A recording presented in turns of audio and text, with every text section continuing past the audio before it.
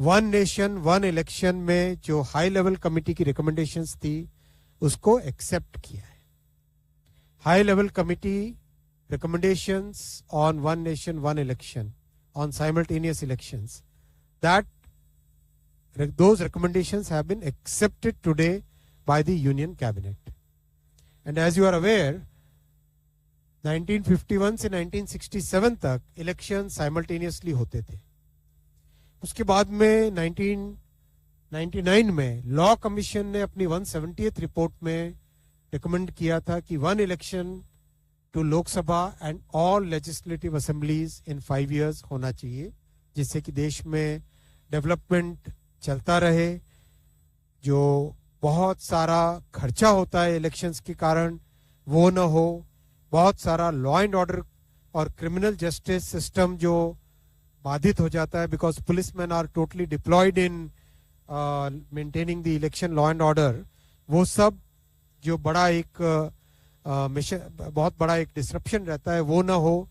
और एक तरीके से जो आज का यूथ है और आज का जो भारत है, जिसकी एक एस्पिरेशन है कि डेवलपमेंट तेजी से हो, चाहे इंफ्रास्ट्रक्चर का हो, चाहे एजुकेशन का हो, हेल्थ केयर का हो, चाहे एम्प्लॉयमेंट अपॉर्चुनिटीज का हो, चाहे मैन्युफैक्चरिंग का हो, उसमें इलेक्शन के प्रोसेस से बार बार जो बीच में एक तरीके से उन सब को एक स्मूथ तरीके से डेवलपमेंट चलता रहे. और इस पॉइंट ऑफ व्यू से बार बार ये रिकमेंडेशन, ये सजेशन देश में जगह जगह से अलग अलग फोरम से आया है.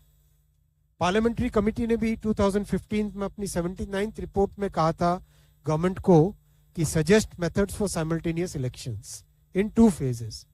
इसीलिए हाई लेवल कमेटी गठित की गई थी under the chairmanship of Shri Ramnath Kovind ji, the former president of India, and that committee extensively consulted a broad spectrum of stakeholders, including political parties, judges, constitutional experts, large number of experts from various fields. इन सब के extensive consultation के बाद में एक report submit की थी. वो report आपको ऑनलाइन अवेलेबल है, ये वेबसाइट आपके सामने रखा हुआ है और आप यहाँ से ऑफिशियल वेबसाइट से डाउनलोड करना. Cyber security is more important, right? So extensive feedback से आया था कि there is a wide spread support for simultaneous elections in the country. There is a wide spread support for simultaneous elections in the country. इसीलिए NDA सरकार की cabinet ने आज सर्वसम्मति से इन रिकमेंडेशंस को एक्सेप्ट किया. और इसका इम्प्लीमेंटेशन 2 phases में होगा, जैसा कि कमेटी के रिकमेंडेशंस में है. फर्स्ट फेज में लोकसभा और असेंबलीज के इलेक्शंस को साइमल्टेनियस कराने का प्रयास होगा. और उसके सेकंड फेज में लोकल बॉडी इलेक्शन से, जो है ग्राम पंचायत, जिला पंचायत, ब्लॉक में पंचायत समिति और जितने भी अर्बन लोकल बॉडीज हैं, चाहे म्यूनिसिपैलिटीज हो, चाहे म्यूनिसिपल कमिटीज हो, चाहे म्यूनिसिपल कॉरपोरेशन हो, उन सब के लोकल बॉडी इलेक्शंस को with in 100 days of general elections में करवाना, जिससे कि एक बार में सारे इलेक्शन का प्रोसेस कंप्लीट हो और फिर 5 साल तक सब के सब मेहनत करके देश के निर्माण में लगे.